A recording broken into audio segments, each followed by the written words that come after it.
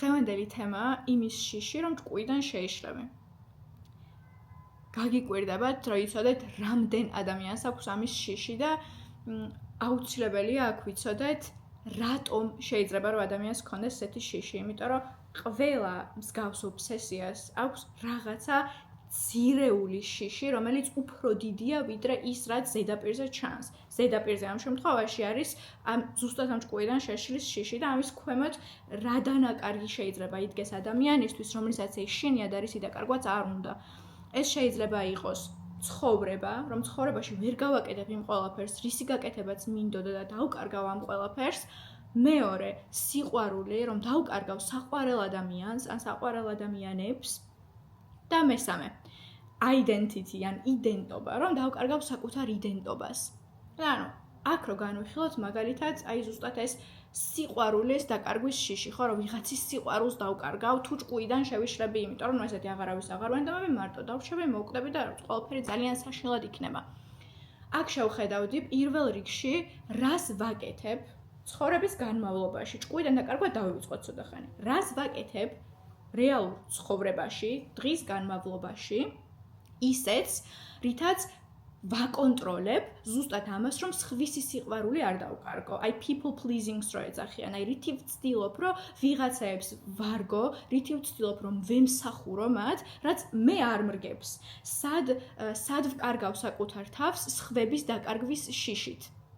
იმიტომ რომ ამ პატარა შიშებზე და ამ პატარა კომპულსიებზე, რომლებსაც ცხოვრების განმავლობაში ვასრულებ და კლინიკურად ეს არ მიიჩნევა, რომ პრობლემა არის, ზუსტად ამ პატარა რაღაცა საძირკველებზე შენდება მე ეს დიდი შიშები, რომელიც ზუსტად არის მაგალითად ჭკუიდან შეშლის შიში. ცდილობა იმისა, რომ ვაკონტროლო ჩემს გარშემო სამყარო იმ მიზნით, რომ ვიღაც ან რაღაცა არ დავკარგო, ანუ ამ შიშის კონტროლი არის ზუსტად ის, რაც რეალურად მაკარგინებს ამ ყველაფერს, რაც მაკარგინებს ამ ჩემს ღირებულებებს. ამის მაგივრად დრო რომ დავუთმო იმ ქმედებებს, რომლებიც აღვივებს ურთიერთობებს, რომლებიც სარგებლიანია ჩემი მენტალური ჯანმრთელობისთვის და ჩემი საზღვრებისთვისაც, რომელიც ყველას გვაქვს რაღაცა ადამიანური საზღვრები.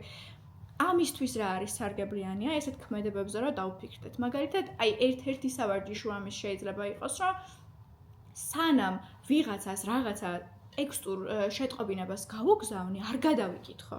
უბრალოდ გავუგზავნო და არ ვიფიქრო იმაზე, იფიქრებს თუ არა ის ადამიანი, რომ დებილი ვარ მაგალითად. ან იმაზე რომ ვფიქრობ დღის განმავლობაში, რომ ვუყვარვარ თუ არა ჩემს ქმარს და ვაკვირდები, როგორ მომაწოდა ჭიქა, როგორ გამომხედა და ასე შემდეგ. ამის ნაცვლად, უბრალოდ რომ ეს ფაქტი თვითონ ეს შიში რომ არსებობს, ეს რომ მივიღო და მიღებაზე ძალიან ბევრს ვსაუბრობთ და აქაც გავმეორდები მიღებაში რას გულისხმობ, იმიტომ რომ ძალიან ხშირად გაუგებარი არის ხომ, რომ გავიგე რომ მეუბნები რომ მივიღო, მაგრამ როგორ მივიღო?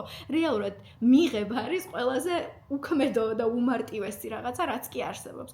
მიღება არის ის უბრალოდ, რომ მენტალური პასუხი ამას არ გავცე. მიღება არის ის, რომ ეს შიში, რაც არსებობს ამ ადამიანის დაკარგვის და ეს ჭიქა რო სხვანაირად მომაწოდა ამ შეგრძნების, რომ ეს შეგრძნება ვიგრძნო ბოლომდე. გავითავისო, ოღონდ არ ვუპასუხო. არ გავაპრობლემო, მივიღო, როგორც არის და დრო დავუთმო იმას, რა შემიძლია კარგი გავაკეთო ორივესთვის, რაზე შემიძლია ვესაუბრო ამ ადამიანსაც, ჩემთვისაც საინტერესოა. ან ეს ჭიქა გამოვართვა და მადლობა უთხრა და გავსინჯო, რა გემრიელი ყავა მომაწოდა. ეხლა ხო, აქ ყველაზე გადიდებულ შიშამდე მივედით, რომელიც არის ამ შემთხვევაში გონების დაკარგვის შიში, ნებისმიერი რაღაც შეიძლება იყოს, მაგრამ ამ შემთხვევაში ეს გვაქვს სამაგალითოდ აღებული. ამ შიშამდე რომ მივედი, აქ თუნდაც რისი შეცვლა შემიძლია. შემიძლია რომ ეს შიშები მივიღო უპასუხოდ, თუმცა შევწყვიტო ის კომპულსიური ქმედებები, რომლებსაც აქამდე ვაკეთებდი. მაგალითად, აღარ ვესაუბრო ChatGPT-ს ფსიქოზის შემთხვევების შესახებ, არ გავუგზავნო ჩემი სიმპტომები და მისი აზრები აღარ მოვისმინო ამის შესახებ, აღარ გავწერიანდე ფორუმებში, სადაც ამაზე საუბრობენ, აღარ მოვძებნო YouTube-ზე ვიდეოები იმ ადამიანების, რომლებსაც ფსიქოზი აქვთ და ასე შემდეგ.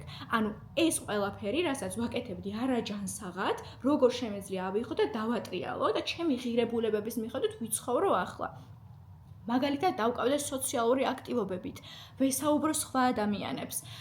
ის ის პრაქტიკები მივიღო ჩემს ცხოვრებაში, რაც რეალურად სარგებლიანი იქნება ჩემთვის და რომელიც არ ტრიალებს ამ ჩემი რაღაცა ძირეული შიშის გარშემო. თუმცა ამავდროულად დავაკვირდე იმ ყველაფერს, რასაც ვაკეთებ ძირეული შიშის გამო, ანუ რაღაცის დაკარგვის შიშის გამო. მაგალითად, ჩემი იდენტობის აი სად ვხედავ ამ ჩემ იდენტობას ცხოვრების განმავლობაში, ხო? ჩემი იდენტობა არ უნდა ეფუძნებოდეს იმას, რას ფიქრობენ სხვები ჩემზე. იმიტომ რომ თუ მე ამის მეშინია, და ეს ნორმალური შიში არის. თუმცა უბრალოდ მე თუ ამ შიშის მიღება არ შემიძლია, მაშინ აუცილებლად მექნება რაღაცა დიდი ობსესია, რომელიც საბოლოო ჯამში აი ამ რაღაცა ძირეულ შიშამდე მიდის, რომ კონტროლს დავკარგავ. რომ ვიღაცა ჩემზე სხვანაირად იფიქრებს, რომ ვიღაცას აღარ ვეყვარები, ვიღაცას აღარ მოვეწონები, მარტო დავრჩები და მარტო მოვკვდები. იდეალური იქნება, რომ აი ამ არასწორი შეგრძნებით და ანუ ვისაც კი გამოუცდია, ხო, ეს მენტალური მოუქნელობა, ყველა მიცის, რომ ტვინი ელოდება სწორ შეგრძნებას იმისთვის, რომ ადგეს და რაღაცა გააკეთოს, რომ мотиваცია გქონდეს, რომ რამე გააკეთო, რომ აი სანამ ეს წმინდა შეგრძნებები არ გექნება და ყველაფერი კარგად დელეგებული არ იქნება შენს ტვინში, იქამდე რაღაცას ვერ ისამ. აი მაგალითად, დღეს არ გავალ მეგობრებთან ერთად პარკში სასერნოთ, იმიტომ რომ ეს ცუდი ფიქრები მაქვს. მიზანი არის ზუსტად ის, რომ დროთა განმავლობაში შევიმუშავოთ ცუდად ყოფნის ხელოვნება, ანუ რო გქონდეს ცუდი გამოცდილებები, როგორ შემეძლოს, რომ ვატარო ეს ცუდი გამოცდილება კარგ გამოცდილებაში. ანუ ავირჩიო, რომ გავიდე და გავისეირნო ჩემს მეგობრებთან ერთად ამ ცუდ შეგრძნებებთან ერთად. და როგორ შემეძლოს, რომ აი იქ მოვახდინო ჩემი ღირებულების იდენტიფიცირება, რომელიც იმ მომენტში არის მათთან საუბარი, მათი მოსმენა, დახმარება, ან თუნდაც მათი ბედნიერების გაზიარება, ან მათი ყოველდღიურობის გაზიარება. აი მაგალითად, აი ამ სოციალური რაღაცა საზრდოს მიღების შემდეგ ეს დიალოგები, სურათები, აი ეს დრო რაც მე და ჩემ მეგობრებმა ერთად გავატარეთ, გონებაში არ გადავათამაშო, არ გავიხსენო, არ წარმოვიდგინო და არ ჩავუღრმავდე რაზე ვილაპარაკეთ, ნეტა რა ვუპასუხე, ნეტა ხო ყველაფერი კარგად იყო, ნეტა ვუყვარო არ ისევ ჩემ მეგობრებს. აი ეს ყველაფერი რომ ამოვიღოთ ამ ყველაფრიდან შეგნებულად. და ანუ ნელ-ნელა, როგორც ფიზიკური ფიტნესი არის და რაღაცეებს ვაშენებთ ფიზიკურ ფიტნესში და თავიდან მძიმეწონებს ვერ ვეზიდებით, აქაც ნელ-ნელა უფრო მძიმეწონები ავზიდოთ.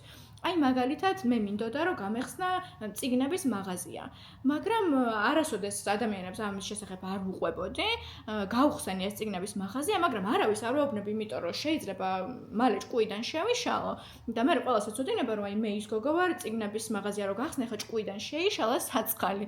აი ეს გავაზიარო ზუსტად, რომ აი მე წიგნების მაღაზია მაქვს, ან მე მინდა რომ წიგნების მაღაზია მქონდეს და არ ვიფიქრო იმაზე რამელის მომავალში და მე რას იფიქრებენ ეს ადამიანები და ის შევეცოდები თუ არა და აი ეს ადამიანები, რომლებსაც ახლა უხარიათ რომ მე წიგნების მაღაზია მაქვს, ჭკუიდან რომ შევიშლები, მე ხო აღარ ვეყვარები, მე ხო აღარ იქნებიან ჩემთან ერთად.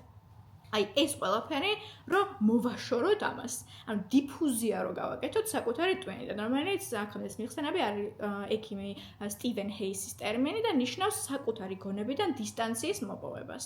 ანუ რაღაცა მომენტის მოპოვებას, რომ ეს ფიქრი ავტომატური კი აღარ იყოს, შენ გქონდეს დრო, რომ აირჩიო, როგორ პასუხს გასცემ, ან გასცემ თუ არა პასუხს, იმიტომ რომ ხშირად ეს პატერნი, როცა ამაში ცხოვრობ ამ anxiety-ში, უკვე შენი პასუხები არის ავტომატური. ანუ რაღაცნაირად ავტომატურად მოდის ყველა რეაქცია, რომ აი რაღაც საშინელება გაიფიქრე და ეგრევე აი უკუ რეაქცია გაქვს, რომ არაო, ხონდ ეს არა.